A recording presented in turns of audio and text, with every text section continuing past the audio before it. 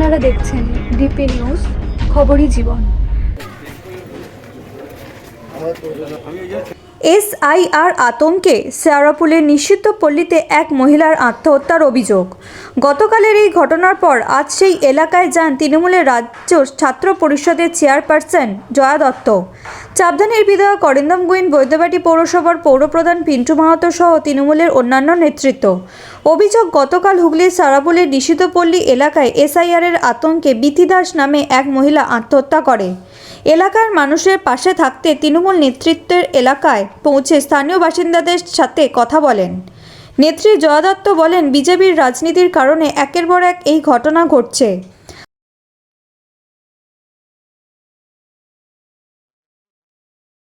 আমরা আশ্বস্ত করেছি মমতা ব্যানার্জি, অভিষেক ব্যানার্জি থাকতে ভোটার লিস্টে কারোর নাম কাটা যাবে না। একইভাবে স্থানীয় বাসিন্দাদের আশ্বস্ত করেন চাপদানির বিধায়ক অরিন্দম গুইন। সকলকে আশ্বস্ত করার কোনো বিষয় না, কারণ আমরা কনফিডেন্স, যেহেতু আমাদের সর্বভারতীয় সাধারণ সম্পাদক অভিষেক বন্দ্যোপাধ্যায় অলরেডি বলেছেন যে কোনো বৈধ ভোটারের নাম বাদ যাবে না। সুতরাং যারা বৈধ ভোটার, বিজেপি যদি মনে করে তাদের নাম কোনোভাবে বাদ দেবে এসআইআরের মাধ্যমে, কখনোই সম্ভব না। অভিষেক বন্দ্যোপাধ্যায় যা বলেন বাস্তবে সেটা রূপও দিয়ে থাকেন। কোনো বৈধ ভোটারের নাম এসআইআরের মাধ্যমে বিজেপিরা বাদ দিতে পারবে না।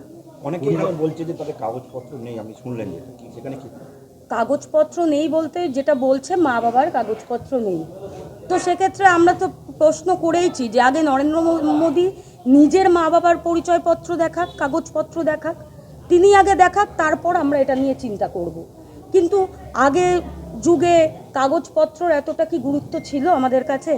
এখন সোশ্যাল মিডিয়া, আগে 20-30 বছর আগে সোশ্যাল মিডিয়া বলে কিছু ছিল? 20-30 বছর আগে এই যে এত খবরের চ্যানেল, এত নিউজ, সেগুলো কি ছিল? আমরা রেডিওতে খবর শুনতাম।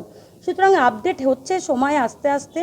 তো যেভাবে দল আমাদের নির্দেশ দেবে, অভিষেক বন্দ্যোপাধ্যায় নির্দেশ দেবেন, আমাদের সর্বভারতীয় সভানেত্রী মমতা বন্দ্যোপাধ্যায় যেভাবে নির্দেশ দেবেন, আমরা সেভাবে নির্দেশ পালন করব।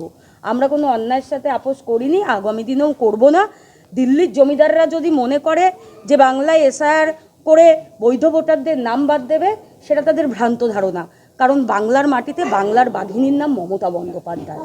যত দিন যাচ্ছে মৃত্যুর সংখ্যা বাড়ছে, মানুষের মধ্যে কি কোথাও ভয়টা কাজ করছে? হ্যাঁ, বিজেপির তো এটাই কাজ, যে মানুষকে সবসময় ব্যস্ত রাখা।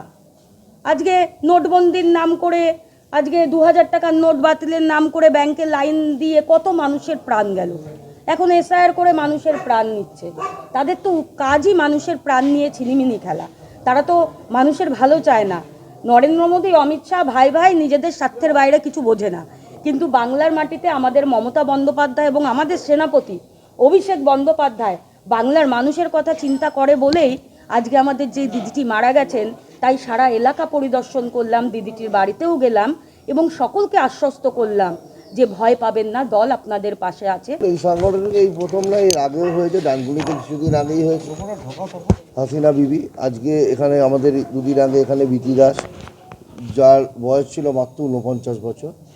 আজকে আমাদের রাজ্য থেকে আমাদের সর্বভারতীয় তৃণমূল কংগ্রেসের সাধারণ সম্পাদক অভিষেক বন্দ্যোপাধ্যায় আজকে জয়া দত্তকে পাঠিয়েছে। ও আজকে পরিদর্শন করলো। আমার সমস্ত এখানকার কাউন্সিলররা আছে, বদ্রিবাটি পৌরসভার চেয়ারম্যান সাহেব আছে, প্রিয়াঙ্কারা আছে, সবাই এখানে আছে।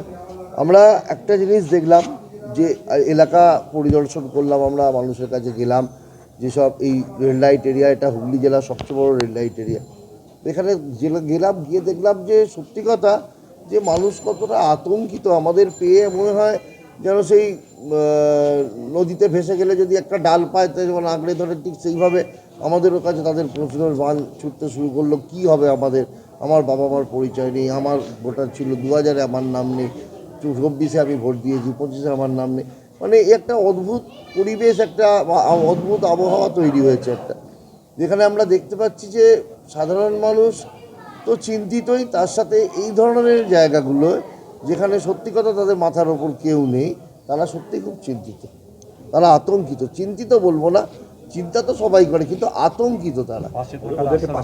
দেখুন, আমরা মানুষরা যেখানে ঘুরলেন, সবাই শুনলেন, দেখলেন, আপনারাও দেখলেন যে আমরা সারা বছরই ওনাদের সাথে আছি। ওনারা তো বলছেন যে সারা বছর আমরা ওনাদের পাই।